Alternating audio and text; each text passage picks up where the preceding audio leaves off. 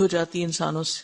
کب آپ حقائق کو نہیں پہچان پاتے, کب سمجھ میں نہیں آتا, جب کوئی تعصبات کے خواہشات کے پردے آپ کے آگے آئے ہوئے ہوتے ہیں. تو فتنہ دجال میں ایک فتنہ تو یہی ہے نا کہ اس کے پاس اتنا کچھ ہوگا کہ لوگ اس سے اتنے مروب ہو جائیں گے.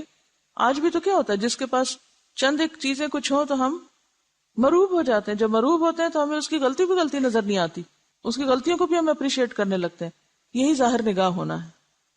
پھر دجال کی جنت اور جہنم ہوگی, یعنی جیسے وہ ٹھنڈا پانی اور جلانے والی آگ اس کے ساتھ ساتھ ہوگی. آپ صلی اللہ علیہ وسلم نے فرمایا پھر دجال نکلے گا, اس کے ساتھ ایک نہر اور ایک آگ ہوگی. جو شخص اس کی آگ میں داخل ہوا اس کے لیے اجر و ثواب واجب ہو گیا اور اس کے گناہ معاف کر دیے گئے, اور جو شخص اس کی نہر میں داخل ہوا اس پہ گناہ لاد دیے گئے اور اس کا اجر مٹا دیا گیا. اس سے پہلے اگر اس نے کوئی نیک کام کیے بھی تھے تو ختم ہو جائیں گے. دجال سے بچنے کے لیے لوگ پہاڑوں پہ چلے جائیں گے. ام شریک کہنے لگی یا رسول اللہ اس دن اہل عرب کہاں ہوں گے؟ فرمایا اس دن وہ بہت کم ہوں گے. دجال کن لوگوں کا پسندیدہ لیڈر ہوگا؟ آپ صلی اللہ علیہ وسلم نے فرمایا اصفہان یعنی اصفہان کے 70,000 یہودی دجال کی پیروی کریں گے جن پر سیاہ چوغے ہوں گے, وہ اس کو اپنا سردار مان لیں گے. آپ نے فرمایا دجال ایک مشرقی علاقے سے خروج کرے گا جسے خراسان یعنی موجودہ افغانستان کا آس پاس کا علاقہ کہتے ہیں. اس دجال کی پیروی کچھ ایسی قومیں کریں گی جن کے چہرے کوٹی ہوئی ڈھالوں کی طرح چپٹے یا طے برطے ڈھالوں جیسے ہوں گے.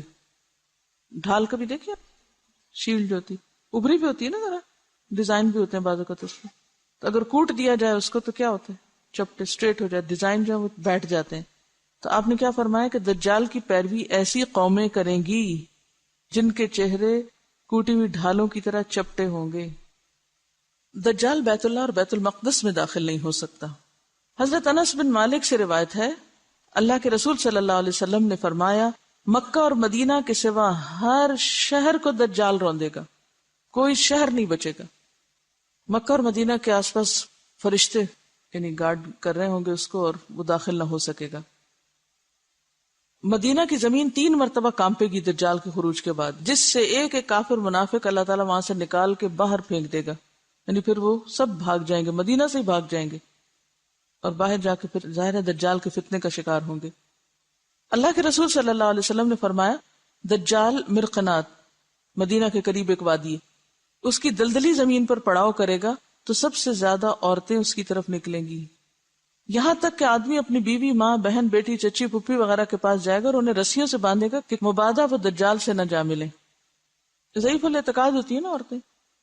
دجال خدائی کا دعویٰ کرے گا, اسی لیے پیچھے والی حدیثوں میں آتا ہے کہ رب کانا نہیں, رب ایسا نہیں, رب ایسا نہیں.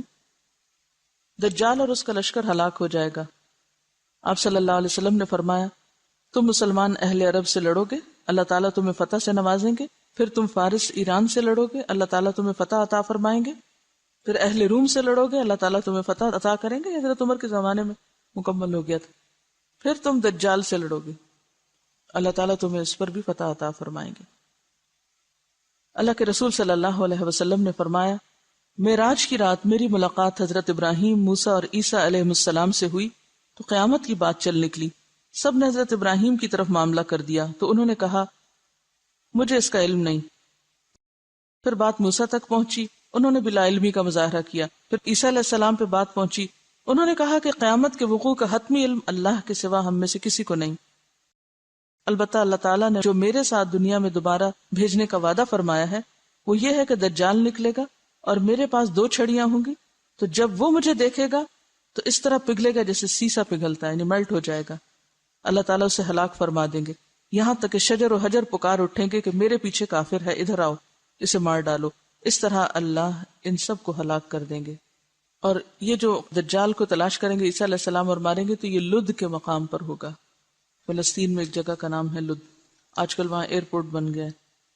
فتنہ دجال کی لپیٹ میں آنے والے سب سے زیادہ یہودی ہوں گے, پھر اجمی, ترکی, جاہل گمار عورتیں, سب منافق کافر. یہ لوگ فتنے کا شکار زیادہ ہوں گے. دجال سے بچاؤ کے طریقے. پہلی بات یہ کہ اس کا انکار. پھر سورۃ الکہف کی ابتدائی 10 آیات, ان کو حفظ کر لینا چاہیے. کوشش کریں دن کے کسی ایک نماز میں پڑھ لیں. اور فرمایا جو شخص تم میں سے دجال کا سامنا کرے وہ سورۃ الکہف کی ابتدائی آیات پڑھ لے. ایک اور جگہ فرمایا جس نے یہ 10 آیات تلاوت کی وہ دجال کے فتنے سے بچا لیا گیا. ایک اور روایت سے یہ بھی پتہ چلتا ہے ہے کہ جس نے سورۃ الکہف کی کوئی بھی 10 آیات یاد کر لی، پہلی یا آخری یا بیچ کی، تو وہ محفوظ ہو گیا۔ اب سوال یہ پیدا ہوتا ہے کہ ایک روایت میں آتا ہے پہلی 10، دوسری میں آتا ہے آخری 10، پھر آتا ہے کوئی بھی 10، اس سے کیا مسئلہ پتہ چلتا ہے؟ کہ قرآن سارے کا سارا ہی ایک طرح سے کیا ہے؟ شفا ہے۔ یہ جو عام طور پر ہم مخصوص آیتوں کو محدود کر لیتے ہیں، یہ بس لوگوں کے اپنے اپنے تجربے ہیں، لیکن کسی دوسرے کو اس کا پابند نہیں بنایا جا سکتا۔ اور اگر اس کا نام لیا بھی گیا یا پہلی 10 آیتیں یا آخری، تو اس میں اصل میں دیکھنا یہ چاہیے کہ مطلب کیا ان آیتوں کا، کس کانٹیکس میں بات ہو رہی ہے۔ دولت فتنہ ہے، حکومت فتنہ ہے، علم فتنہ ہے، تو مختلف فتنوں سے بچنے کی بات ہے صورت کا۔ کہیں سے بھی 10 آیتیں اٹھائیں گے تو فتنے سے بچنے کی تعلیم مل جائے گی آپ کو، اسپیشلی پہلی 10 جو ہے۔ تو اگر دجال کے فتنے سے بچنے کے لیے آپ صلی اللہ علیہ وسلم نے اس کو عام کر دیا کہ کوئی بھی 10 آیتیں لے لو، تو پھر کہاں سے جواز ملتا ہے کہ کوئی ایک ہی آیت لے کے اسی کے اندر یہ سمجھو کہ اسی سے ہی مسئلہ حل ہونا ہے اور اسی کو ہی بار بار پڑھو۔ دیکھیے کہ کیا ایسا نہیں ہوتا کہ آپ کے ذہن میں کوئی سوال ہوتا ہے، کوئی پریشانی ہوتی ہے، آپ قرآن کہیں سے بھی کھولتے ہیں اور تھوڑی دیر پڑھتے ہیں تو آپ کو وہیں سے جواب آنا شروع ہو جاتا ہے۔ یہ نہیں ہوتا کہ اسی خاص جگہ سے کہیں سے بھی آپ کو، قرآن پورے کا پورا شفا ہے، ٹھیک ہے۔ وَنُنَزِّلُ مِنَ الْقُرْآنِ مَا هُوَ شِفَاءٌ وَرَحْمَةٌ، اور سورۃ الفاتحہ کو خاص طور پر شفا کا، اگر معوذتین وہ صورتیں ہیں کہ جو آپ صلی اللہ علیہ وسلم اپنی بیماری کے موقع پر خود پہ پڑھ کے تو ہاتھ پھیرا کرتے تھے۔ ایک روایت میں آتا ہے دجال کہے گا میں تمہارا رب ہوں، اور جس نے کہا تو ہمارا رب نہیں، ہمارا رب تو اللہ ہے اور اسی پہ ہم توکل اور بھروسہ کرتے ہیں اور تیرے شر سے اللہ کی پناہ مانگتے ہیں، اس شخص پر دجال کا زور یا اس کا فتنہ اثر نہیں کرے گا۔ تو اصل ضرورت کس بات کی ہے پھر؟ کیا کرنے کی؟ ایمان درست کرنے کی، اور سچے اور مخلص مسلمان کو دجال کوئی نقصان نہ دے سکے گا۔ اللہ کے رسول صلی اللہ علیہ وسلم نے فرمایا جس شخص نے دجال کی ربوبیت سے انکار کیا، اس سے کہا کہ تو جھوٹا ہے، میرا رب تو اللہ ہے جس پر میں توکل کرتا ہوں، تو دجال اسے کچھ نقصان نہ دے سکے گا۔ نبی صلی اللہ علیہ وسلم اپنی نماز میں دجال کے فتنے سے پناہ مانگا کرتے تھے، اللہم انی اعوذ بک من عذاب القبر واعوذ بک من فتنۃ المسیح الدجال۔ پھر اسی طرح ایک اور جگہ پر آتا ہے، حضرت ابو ہریرہ فرماتے ہیں کہ اللہ کے رسول صلی اللہ علیہ وسلم نے فرمایا جب تم آخری تشہد پڑھ کر فارغ ہو جاؤ تو 4 چیزوں سے اللہ کی پناہ مانگو، قبر کے عذاب سے، جہنم کے عذاب سے، زندگی موت کے فتنوں سے، اور مسیح دجال کے شر سے۔ تو اصل چیز کیا ہے پھر کرنے کی؟ 3 کام پتہ چل رہے ہیں، کون کون سے؟ سب سے پہلے تھی کہ اس کا انکار کرنا۔ انکار کون کرے گا؟ جو پہچانتا ہوگا۔ پھر سورۃ الکہف کی ابتدائی 10 آیات اور مسیح دجال کے شر سے اللہ کی پناہ مانگو۔ یہ مختصر سی نشانیاں آپ کو بتا دی گئی ہیں۔ ہر پیغمبر نے اپنی قوم کو دجال کے فتنے سے خبردار کیا، آپ صلی اللہ علیہ وسلم نے بھی کیا، اور آپ نے ساری تعلیمات ہمارے لیے چھوڑی۔ ضرورت اس بات کی کہ ہم ان کو ضرور ایک دفعہ پڑھ لیں اور اپنے بچوں کو بھی اس کی تعلیم دے دیں۔ اصل میں عام لوگوں کی ہماری مشکل یہ ہے کہ وہ خود تو کچھ پڑھتے نہیں، نہ مائنڈ کریٹیکل ہے، جو کچھ کہہ دے بس آنکھیں بند کر کے اس کو مان لیتے ہیں۔ دین دنیا دونوں میں ہم اس لیے پیچھے ہیں کہ ہم نے اپنی آنکھ نہیں کھولی ابھی تک، خود سے دیکھنا نہیں شروع کیا۔ اسپون فیڈنگ ہو رہی، جو کھلا دے کھا لیا، خود تو کتاب کہاں پڑھیں گے، جو بتا دے سن لیا۔ دیکھیے ایک بات ہمیشہ یاد رکھیں، نہ ہمارے ماں باپ نے ہمارے کام آنا ہے، نہ ہماری اولاد نے ہمیں بچانا ہے، نہ ہمارے دوستوں نے ہمارے آگے کھڑے ہونا ہے، اور نہ ہی کسی اسکالر اور نہ ہی کسی استاد اور نہ ہی کسی بزرگ نے آپ کا دامن تھامنا ہے۔ اکیلے اپنا حساب دینا ہوگا، کام کسی نے بھی نہیں آنا۔ اس لیے جب انسان کو پتہ چلے نا میں اکیلا ہوں، تو اس وقت اس کا پھر طرز عمل کیا ہوتا ہے؟ اس کے سارے سینسز جاگ اٹھتے ہیں، پوری طرح جاگ اٹھتا ہے، اور جب پتا ہونا یہ بھی ساتھ ہے ہوئی جو بھی، تو دوسروں پہ ڈیپینڈ کرتا ہے۔ سہولت پسند ہے نا۔ دوبارہ سنیے قرآن اور پھر مزید بات کرتے ہیں۔ ان آیات کا مرکزی نقطہ، فتنہ دجال سے حفاظت کیسے، یا فتنہ دجال سے بچنے کا نسخہ، فتنہ دجال سے بچنے کے طریقے۔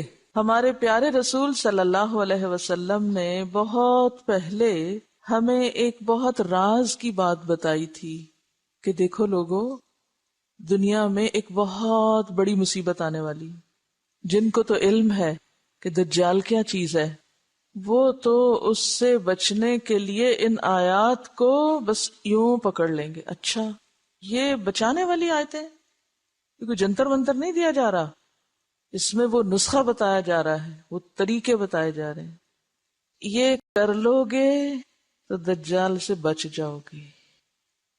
دجال تو ایمان کا دشمن ہے، اس کے سامنے ایمان بچانا مشکل ہوگا. ٹھیک ہے. اب ہم میں سے کچھ لوگ نسخہ لے کے ڈاکٹر کا تو کیا کرتے ہیں، وہ پانی کی بوتل میں ڈال کے اس کو ہلا جلا کے پی لیتے ہیں.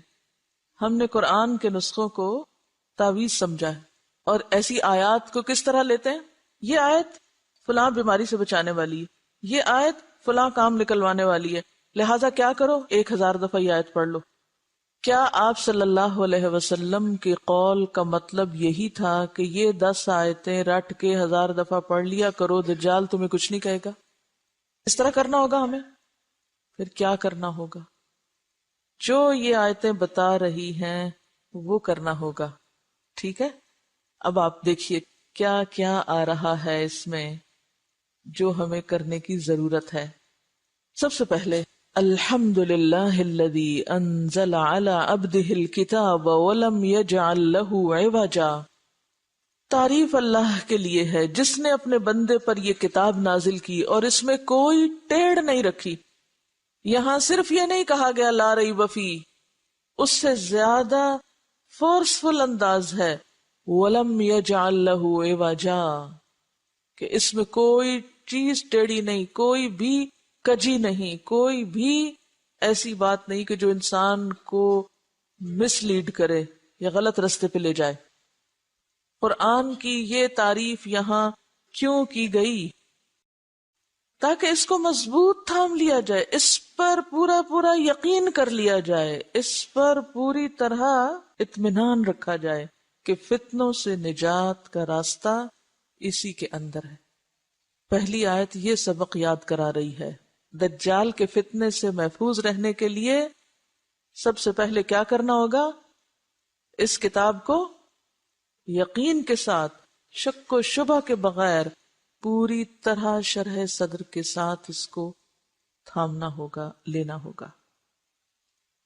صرف خود نہیں، قیمن، بالکل درست مضبوط بات کہنے والی ہے یہ کتاب.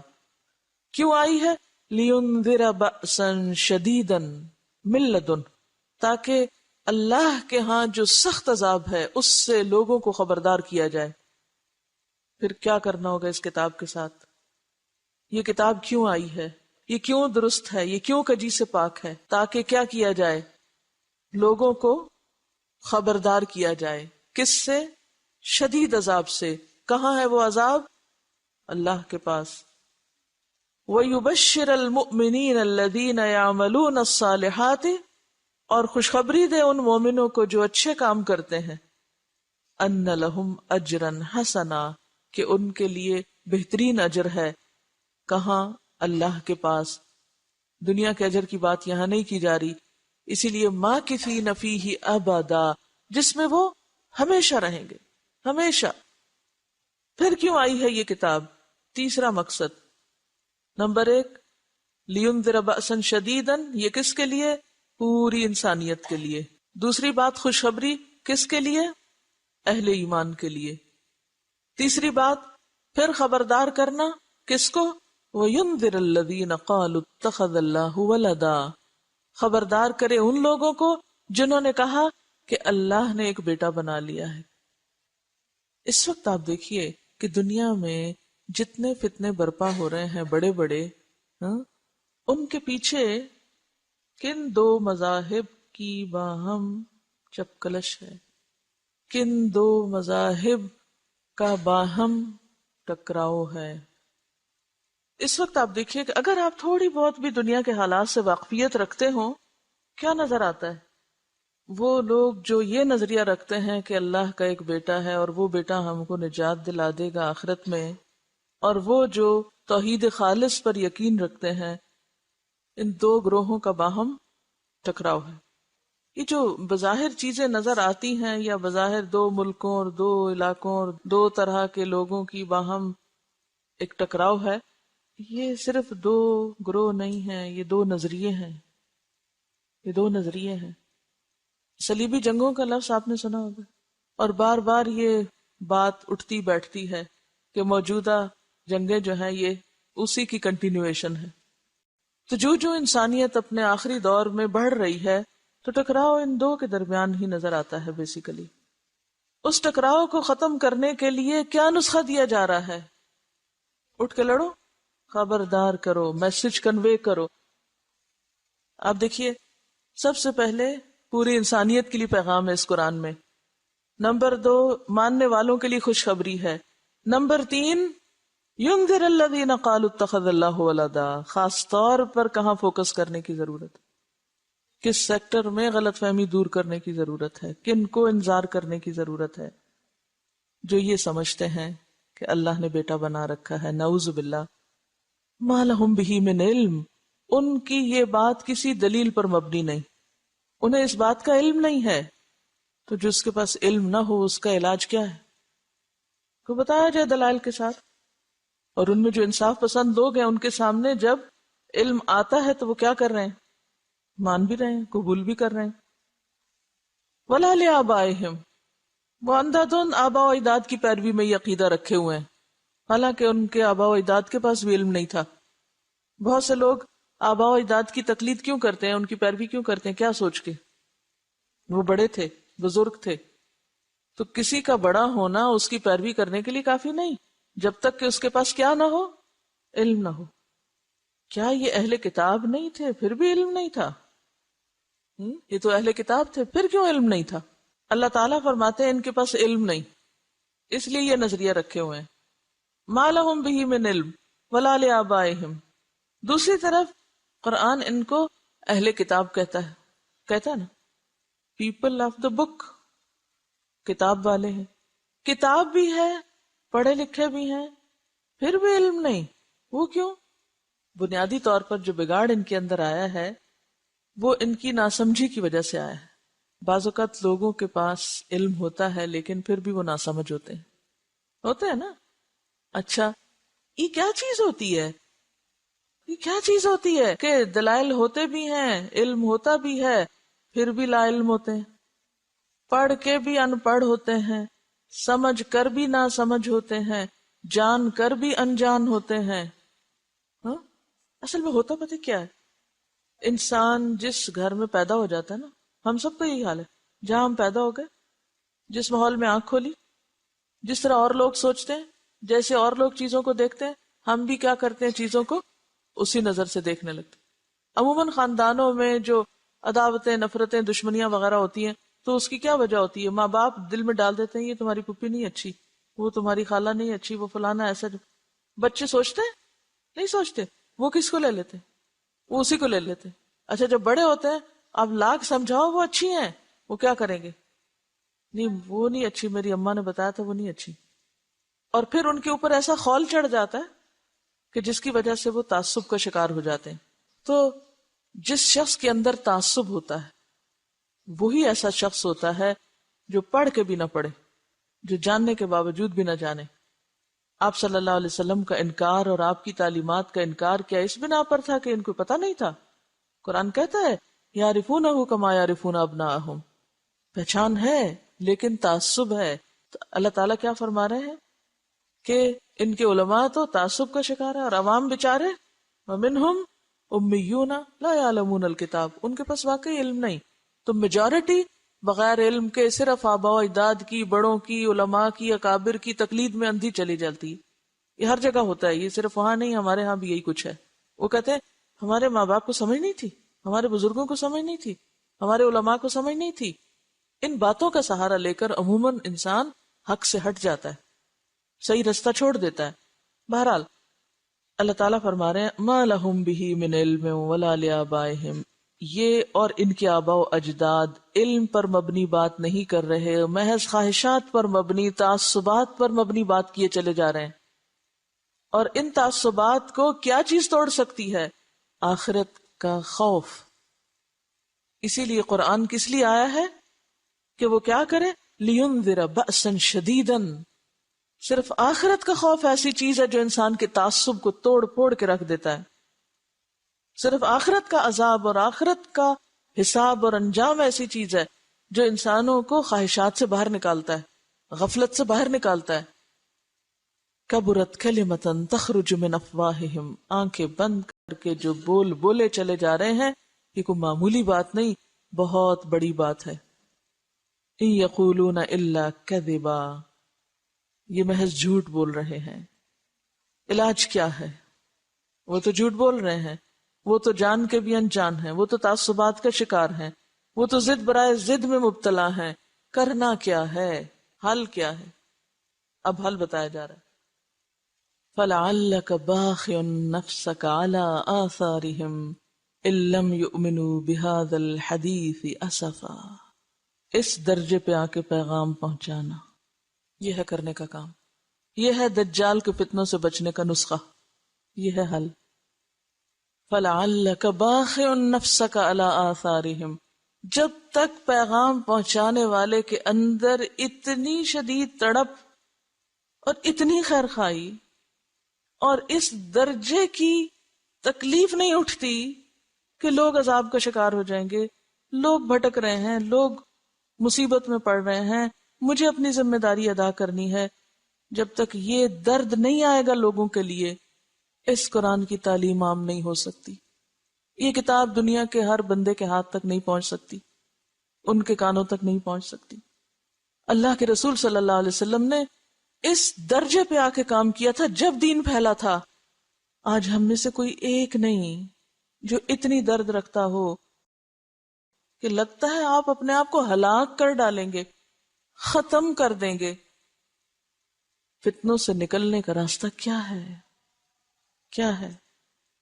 اس کتاب کے ذریعے پیغام عام کرنا، اس کتاب کو عام کرنا، اس کتاب کے ذریعے خبردار کرنا۔ اور کس چیز سے خبردار کرنا؟ یہ کہو کہ آپ کی صحت خراب ہو جائے گی، آپ دماغی مریض بن جائیں گے اگر آپ نے قرآن نہیں پڑھا، بس یہ مقاصد ہیں؟ نہیں، دنیا نہیں ہے مقصد، آخرت کا عذاب۔ قرآن صاف کہتا ہے کہ یہ کتاب اس چیز سے خبردار کرنے کے لیے آئی ہے۔ جو لوگ اندھیرے میں ہیں، آنکھیں بند کیے ہوئے ہیں، غفلت میں دوڑے چلے جا رہے ہیں اور آگے کھڈا اور گرنے لگے، ذرا تھوڑی دیر کے لیے سوچئے، اگر آپ کے سامنے کسی برج پر کوئی شخص تیز گاڑی لے جا رہا ہے اور آپ کو پتہ ہے آگے برج ٹوٹا ہوا ہے، تو آپ کے دل کی کیفیت کیا ہوگی؟ آرام سے بیٹھے رہیں گے، اپنی گاڑی چلاتے رہیں گے، ٹھیک ہے وہ گر جائے مر جائے، میرا کیا، مجھے تو پتا ہے ٹوٹا ہوا ہے، میں تو بچ جاؤں۔ ایسا کر سکتے ہیں ہم؟ اگر آپ کے سامنے وہ کوئی اوپر سے گر رہا ہو چھت سے، آپ کہیں پاگل ہے گرنے دو، میں تو اپنا پڑھ رہا ہوں کتاب، میرے آج کے نفل رہتے ہیں ابھی، اور میرا ابھی آج کا وظیفہ ہی نہیں پورا ہوا، اچھا گرنے دو، میں کیا کروں؟ ہم یہ طریقہ اختیار کیے ہوئے انسانیت کے ساتھ، ہم کہتے ہیں جہنم میں جاتے ہیں، جائیں جہنم میں پڑھ رہا ہوں، میں اپنا ذکر کر رہا ہوں۔ آج امت مسلمہ نے اس چیز کو دین بنا رکھا ہے، اپنے حجروں میں، اپنی مسجدوں میں، اپنے مدرسوں میں، اپنے علاقوں میں، اپنے گھروں میں، اپنے شہروں میں امن چین سے بیٹھے ہوئے ہیں۔ انسانیت اس رستے پہ دوڑ رہی ہے جس کا پل ٹوٹا ہوا اور وہ نیچے گرنے والی ہے، اور ہم میں کوئی تڑپ نہیں۔ آپ کے سامنے کوئی بچہ کنویں میں جا گرے، کچھ نہیں ہوگا آپ کو، لیکن ہم نے آخرت اس جہنم کے گڑھے کو کنویں سے بھی کم چیز سمجھا ہوا ہے کہ لوگ اپنے غلط عقائد، غلط اعمال، غلط اخلاق کی وجہ سے اس میں گرتے چلے جائیں، ہمارے دل میں کوئی درد ہی نہ اٹھے، اور نہ کوئی اٹھتی ہے، اور اگر کوئی اٹھنے لگے تو کہیں اتنے بھی ٹو مچ نہیں کرو، تھوڑا تھوڑا کرو، کیا ہوا؟ کیونکہ ہم نے اس دنیا کو گھر بنا لیا نا، ہم سمجھتے ہیں ساری کامیابی یہاں کی کامیابی، وہ بھول گئے ہیں کہ وہاں بھی کچھ پوچھ گچھ ہوگی۔ ہمیں اپنے گھر والوں سے محبت ہے، اگر ہمارے گھر والوں میں سے خدا نہ خواستہ کسی کو چھوٹا سا بھی کوئی نقصان ہو جائے، ان کا ایکسیڈنٹ ہو جائے، آپ یہاں بیٹھے ہوئے ہیں، اتنے میں کوئی آ کے آپ کو بتاتا ہے تمہیں پتہ ہے وہ تمہارا بھائی ایکسیڈنٹ میں فوت ہو گیا، کیسی تکلیف اٹھے گی؟ میرا بھائی، سب کچھ چھوڑ چھاڑ کے کیا کریں گے؟ کہیں اچھا میں نے ابھی لنچ نہیں کیا، ذرا ٹھہر جاؤ، میں ذرا یہ بھی کر لوں اور میں وہ بھی کر لوں، کریں گے؟ کیوں؟ اس لیے کہ بھائی سے محبت ہے، انسانوں سے محبت نہیں ہے، سب جھوٹے دعوے ہیں ہمیں انسانوں سے محبت ہے۔ اگر آپ کو انسانوں سے محبت ہو نا، آپ نے دیکھ کے آپ کے اندر سے ہوکے اٹھے اور آپ کو چین نہ آئے کہیں، ہمیں کوئی محبت نہیں انسانوں سے، اسی لیے تو چھوٹی چھوٹی بات پہ جھگڑنے بیٹھ جاتے ہیں، چھوٹی چھوٹی باتوں پہ غیر ضروری چیزوں میں جا پھنستے اور الجھتے ہیں۔ جو کرنے کا کام ہے وہ آنکھوں سے اوجھل ہے، وہ اپنی رعایت کے مطابق کرنا چاہتے ہیں، پھر کہتے ہیں یا اللہ وہ ہم 10 آیتیں پڑھ لیں گے نا، آپ ہمیں فتنہ سے بچا لینا۔ یہ دجال کا فتنہ تو سارے شہر میں آگ لگنے سے بڑا فتنہ ہے۔ وآخر دعوانا ان الحمد للہ رب العالمین، سبحانک اللہم وبحمدک، نشہد ان لا الہ الا انت، نستغفرک ونتوب الیک۔